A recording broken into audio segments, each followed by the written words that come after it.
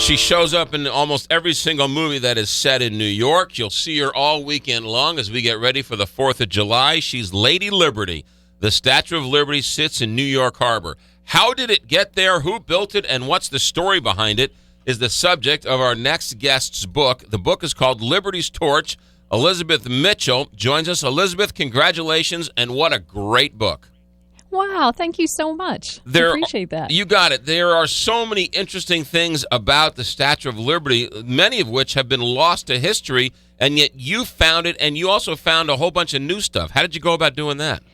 Well, I think a big part of it is that we have, this amazing access that we never had before, which is that through Google Books and through, there are various newspaper archives that are now online that never would have been accessible before. You're able to get the reporting of the time, and you're able to find the details that really tell the true story. And have you always been in love with the Statue of Liberty, or how'd you come to the topic? I always liked the Statue of Liberty. I mean, who doesn't really? Right. It came about because I was in the archives of the New York Public Library manuscript division one day, and I was doing research on something else, and then I noticed that they had the diary of Bartholdi, the artist who made the Statue of Liberty, from when he first came to America in 1871 to pitch the idea.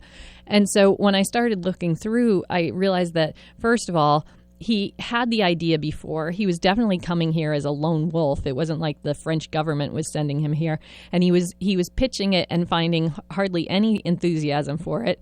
But he had the most amazing way of writing about America, both being kind of peevish and annoyed at us at times, but also in awe of the inventions that he came across and the famous people he encountered, and going out to see the redwoods of California and all that sort of thing. So anyhow, I just was compelled to research it more, and then there were all sorts of myths that around it that I realized were not true, and so telling that story was interesting to me. The book is called Liberty's Torch. Elizabeth Mitchell is our guest. Our guest the other day was Elizabeth Gilbert. She writes an absolutely brilliant and entertaining book, so you don't get a better blurb than that from Elizabeth Gilbert. I was very pleased with that. That was wonderful for her to say. Is it true that this crazy Frenchman failed with another idea on the Nile, and that's how we ended up with the Statue of Liberty? Yeah, he actually took the idea. He originally had the idea for Egypt. It was supposed to be at the mouth of the Suez Canal, which at the time was just about to be completed, and everybody in the world was amazed by this. I mean, you're digging a channel through the desert, to connect two seas. So anyhow, he thought, well, I'm going to put my thing right there on the mouth of the canal. But when he went to Egypt and pitched it to the Khedive kind of took a look at it, wasn't very impressed, and decided to put the kibosh on it. And so Bartholdi needed to find his design a new home, and so that's why he came to America with it. He invoked a couple of St. Louisans for help, Ulysses S. Grant and Joseph Pulitzer. What are those connections to it? Well, I mean, okay, Ulysses S. Grant was on his first visit to America. Grant basically gave him the only hope he possibly had of putting it in America. He went to see Grant at his vacation home, and they had cigars out on the patio, and Bartholdi said he had this idea, and Grant said, we could probably find an island for you if you can get the money together and get the thing built. And so Bartholdi just took that as, this is a done deal. But, Grant was saying yes to a whole bunch of things back then. And I don't even know that he thought of it as anything but a casual conversation. But in the end, he they pushed him, and he did grant the right to use this national land. Pulitzer is the big hero of the story from the American side, because if it had not been for him, there is almost no chance that pedestal would have been built and the thing put up. He had a dead paper. It had hardly any subscribers or newsstand sales in New York City, and he decided that he was going to start pushing the statue as a great symbol for the country. So he said, if you give even a penny, I will put your name in the paper. And so people were in love with that idea and gave the penny and got their name in the paper. Circulation skyrocketed, and they got the money ultimately to build the pedestal. Wow. That's how.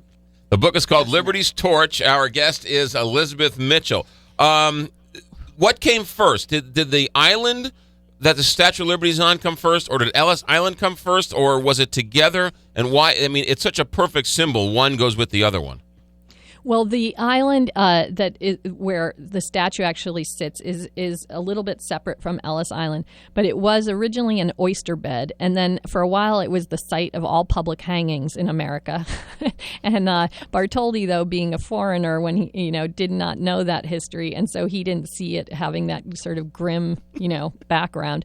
When he went, there was a military fort there, and there's actually this funny moment when he goes out to the island and he talks to the general there, and he says, it was a kind of humiliating event, and you can imagine how weird it would have been to be standing there talking to this military person, thinking, I'm going to rip down your fort, I'm going to put this Colossus there, and of course the general has no idea what schemes Bartholdi has in his head. Everybody can now go up into the crown. Did you used to go up to the arm and the torch? Is that right? Yeah, but from a very early stage, that was quite unstable. The statue was actually, at one point, created in Paris because at the workshop they wanted to test the design. So it was built in a residential neighborhood. It towered over the rooftops, and people could go up and they would stand in the torch, and there are accounts of that. But when it came to America, there's a funny thing I came across where the men were putting it together, and they came up with this huge piece of copper, and they had no idea where it went. And it must have been something in the shoulder, because the arm was put in place about 16 inches off the line it was supposed to, and so it was very unstable, and not many people could actually get that experience of going up into the torch. When they fixed it in 1986, when Lee Iacocca was the chairman of the whole project, why didn't they fix the torch then?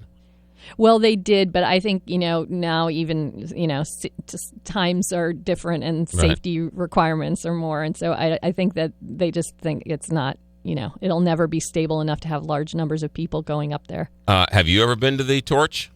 No, I would like to. Yeah. Apparently, there's people who live on the island. I mean, they had up until Hurricane Sandy, and apparently the young teenage boys of that family managed to get into the torch. There are people who live on the island?